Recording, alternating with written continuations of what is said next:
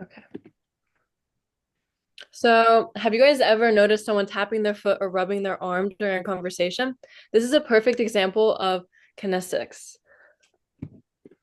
Um, so this term was created by Ray Birdwhistle. Uh, Kinesics is used to represent body movement and functions as a form of communication, like language. Have you guys ever experienced this before? Yeah. All right. So there are different types of this in different individuals. So there are many different types of body movements that people use as a form of communication. So firstly, emblems. This can be gesturing that shows like a clear message, like if you give a thumbs up or a thumbs down, like just to show somebody like what you want or what you're trying to communicate just without language. Um, the next part is affect displays. So many individuals use their facial expressions, whether they're smiling or frowning or having their mouth open, looking surprised. That is also another great form of communication that's not verbalized.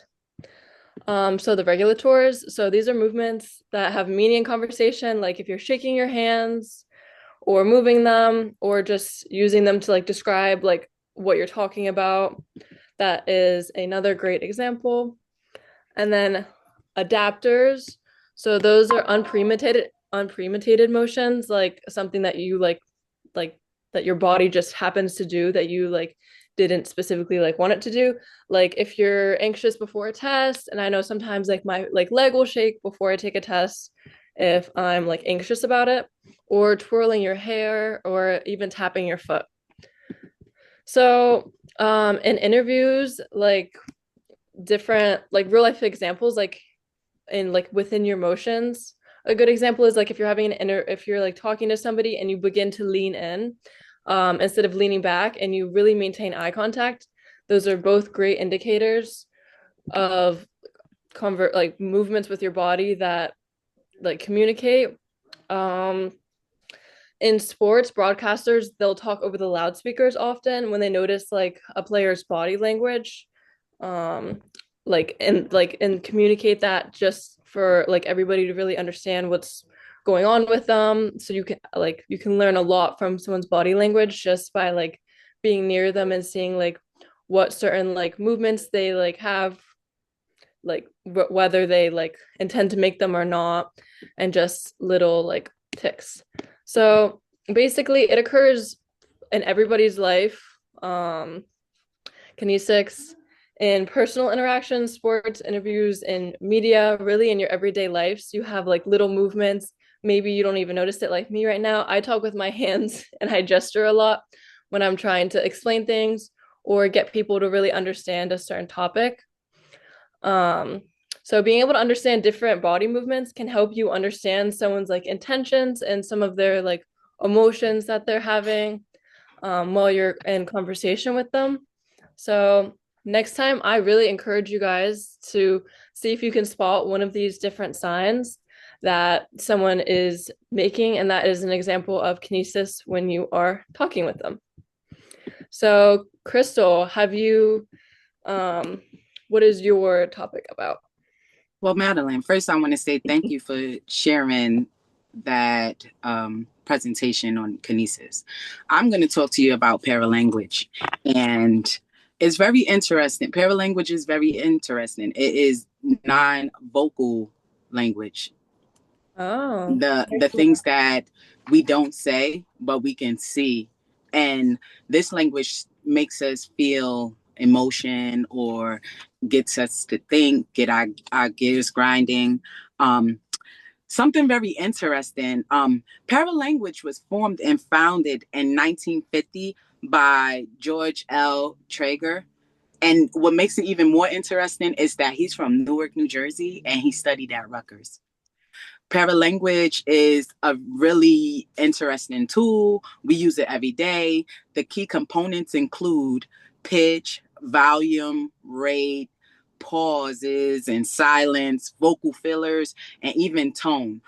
So these things like pitch, for example, I can talk really high in a really high pitch, and that would grab the audience. It's very important that we use paralanguage when we doing a speech. Pauses and silence tend to allow us time to think or even create suspense. Vocal fillers could be like crying or sighing, something like a gasp. It just sparks emotions. It gets the audience more involved. It draws them in. And then we have pitch and volume. Um, volume, we can talk in a very soft voice or a very low voice. And we can even talk really loud and we can show that we're angry. So paralanguage is very important. Did you ever hear someone say lower your tone? All the time. All the time. So we want to use tones, different tones when we speak, just to keep the audience attention and to help us spark emotions that the audience may not feel. There's a quote by Ambrose Bierce. It says, "Speak when you are angry, and you will make the best."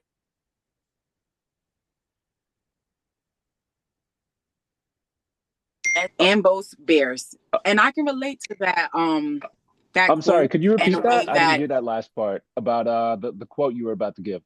oh, sorry.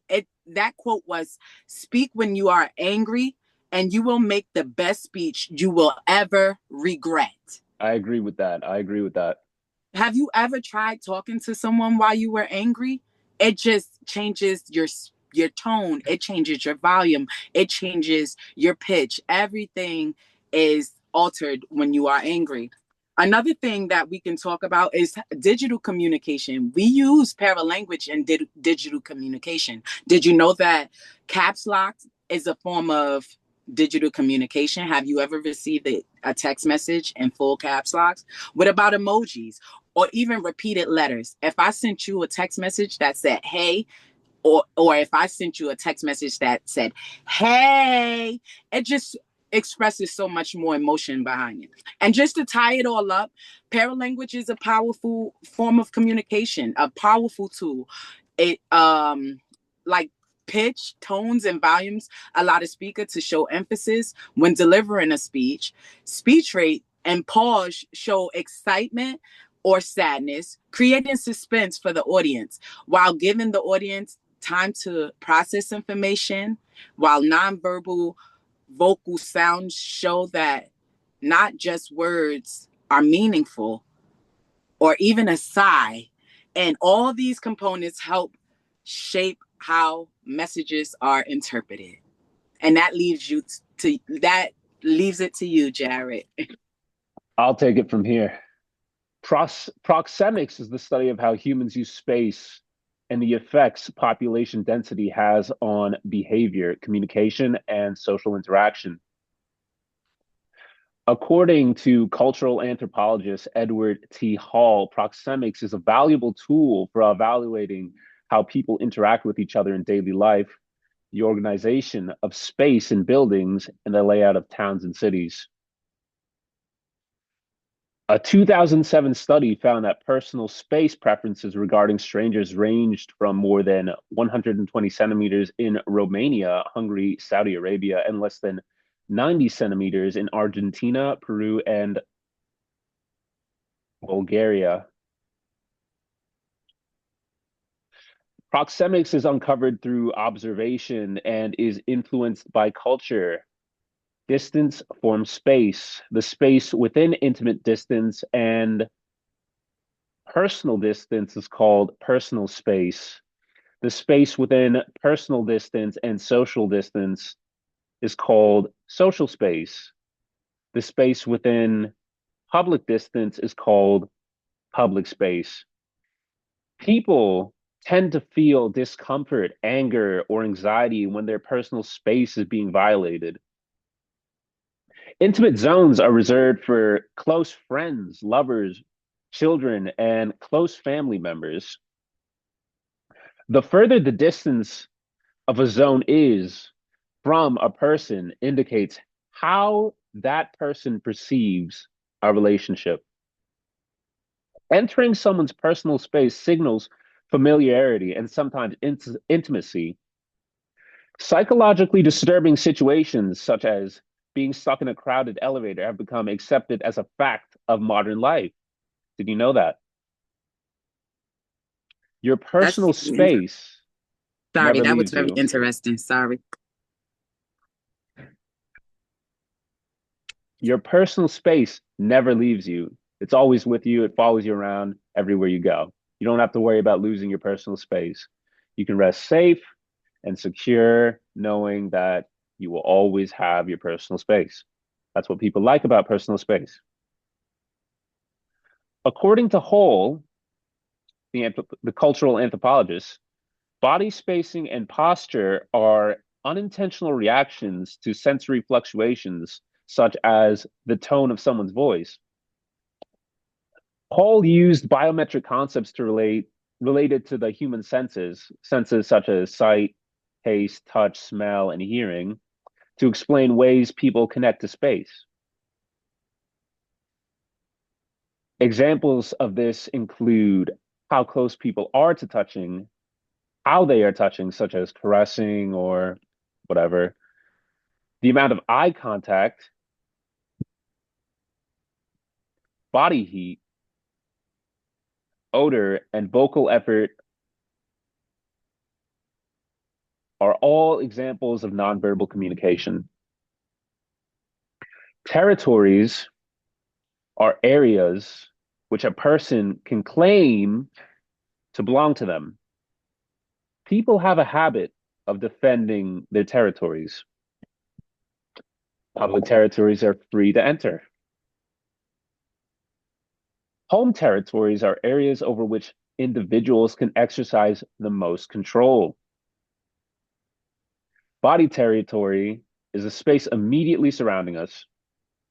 Territories suggest expectations for communication and behavior. Cultural differences shape our preferences for personal space. Different expectations of personal space can lead to difficulties in intercultural communication. And therefore, recognizing cultural differences improves cross-cultural understanding.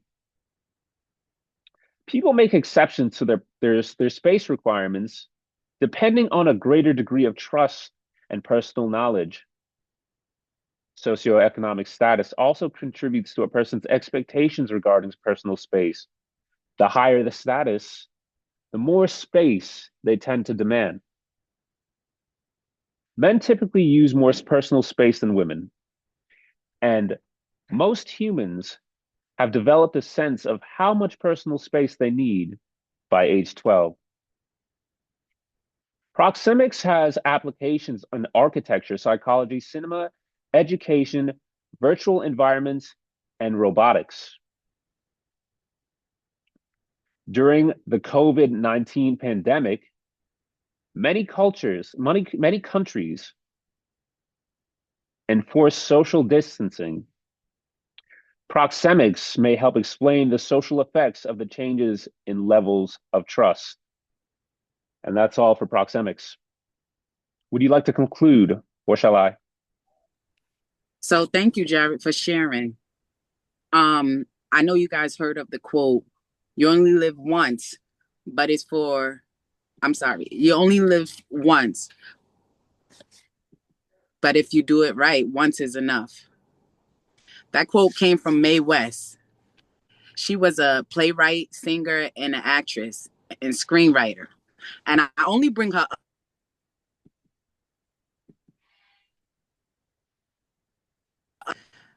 Mae West had a very, very powerful quote, and it stated, "I speak two two languages, body and English." And that quote just sort of kind of sums up the importance of nonverbal communication. And I believe that you two would agree with me. I completely agree. Okay, that will be all. Thank you, guys. No Yeah. problem.